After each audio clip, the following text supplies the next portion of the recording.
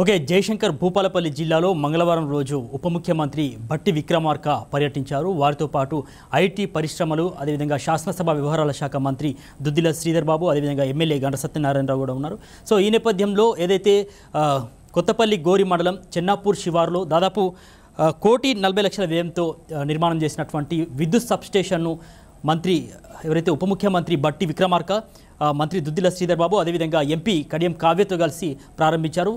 వారితో పాటు ఎమ్మెల్యే గంట సత్యనారాయణరావు కూడా ఉన్నారు. ఇక అది ప్రారంభించిన తర్వాత మోరంచపల్లికి రాగానే పెద్ద ఎత్తున కాంగ్రెస్ కార్యకర్తలంతా కలిసి బైక్ ర్యాలీ పెద్ద ఎత్తున చేపట్టారు. అక్కడి నుంచి మంజూర్ నగర్ వద్ద ఏర్పాటు చేసినటువంటి సభ వద్దకు వారు చేరుకున్నారు. ఇక మొత్తానికైతే భూపాలపల్లి పట్టణానికి సంబంధించి కావచ్చు, మిగతా మండలాల నుంచి కావచ్చు, పెద్ద ఎత్తున కాంగ్రెస్ పార్టీ యూత్ నాయకులు, అదేవిధంగా మహిళా విభాగం కావచ్చు, అదేవిధంగా నాయకులు కావచ్చు, భారీ ఎత్తున చేరుకున్నటువంటి పరిస్థితి.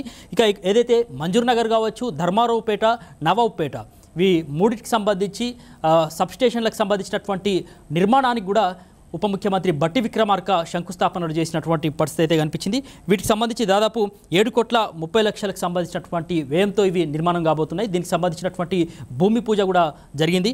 ఆ భూమి పూజలో కూడా పాల్గొన్నటువంటి పరిస్థితి.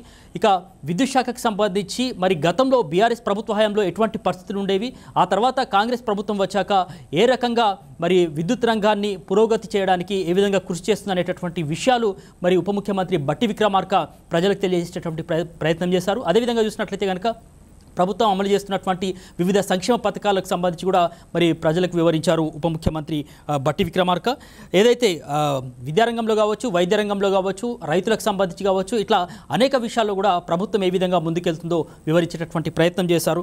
ఇక ఏదైతే అవసరం మేరకు ఒక విద్యుత్ శాఖ మంత్రిగా ఉప ముఖ్యమంత్రి బట్టి విక్రమార్క ఉన్నారు కాబట్టి విద్యుత్ శాఖకు సంబంధించి అంటే ఏదైతే భూపాలపల్లికి ఎన్ని సబ్స్టేషన్లు అవసరం ఉన్నా కూడా ఇచ్చేందుకు మేము సిద్ధంగా ఉన్నామని చెప్పేసి కూడా ఉప ముఖ్యమంత్రి బట్టి విక్రమార్క వెల్లడించారు పరిస్థితి ఉంది. మరో విధంగా చెప్పాలంటే ఎమ్మెల్యే గంట సత్యనారాయణరావు కూడా మరి ఇక్కడ ఉన్నటువంటి పలు సమస్యల్ని ఉప ముఖ్యమంత్రి బట్టి విక్రమార్క దృష్టికి తీసుకెళ్లడం జరిగింది. వాటికి సంబంధించి కూడా సానుకూలంగా స్పందించినటువంటి ఉప ముఖ్యమంత్రి వాటికి కూడా మరి వెంటనే మరి దానికి సంబంధించినటువంటి చర్యలు తీసుకునే విధంగా, ఆ సమస్య పరిష్కారం చేసే విధంగా కూడా మరి ఇక్కడ నిర్ణయం తీసుకున్నటువంటి పరిస్థితి. అదేవిధంగా స్టోర్ను కూడా, విద్యుత్కు సంబంధించినటువంటి ఒక స్టోర్ను కూడా ఏర్పాటు చేస్తామని కూడా ఒక హామీ అయితే ఇవ్వడం జరిగింది ఉప ముఖ్యమంత్రి. అదేవిధంగా ప్రధానమైనటువంటి సమస్యలు ఏవైతే దుబ్బపల్లి, అదేవిధంగా పరశురాంపల్లికి సంబంధించినటువంటి ల్యాండ్ ఆక్యుపేషన్కి సంబంధించినటువంటి చర్యలు కూడా మరి త్వరితగతిన చేపడతాం, ఆ దిశగా అధికారులు కూడా ఆదేశాలు జారీ చేస్తామంటూ కూడా ఉప ముఖ్యమంత్రి బట్టి విక్రమార్క మరి సభాముఖంగా వెల్లడించడం జరిగింది. ఇక దుబ్బపల్లి ల్యాండ్కి సంబంధించి కోర్టులో ఉన్నటువంటి నేపథ్యంలో ఆ సమస్యను కూడా త్వరితగతిన పరిష్కారం చేసే దిశగా కృషి చేస్తామని కూడా ఉప ముఖ్యమంత్రి బట్టి విక్రమార్క అయితే హామీ ఇవ్వడం జరిగింది. ఇక భూపాలపల్లికి సంబంధించి పలు విషయాల్ని కూడా మరి ఎమ్మెల్యే గంట సత్యనారాయణరావు లేవనెత్తారు. సో ఆ సమస్యలన్నింటినీ కూడా మరి సానుకూలంగా స్పందించినటువంటి ఉప ముఖ్యమంత్రి ఆ సమస్యలను కూడా పరిష్కరించే విధంగా కృషి చేస్తామని అయితే చెప్పారు.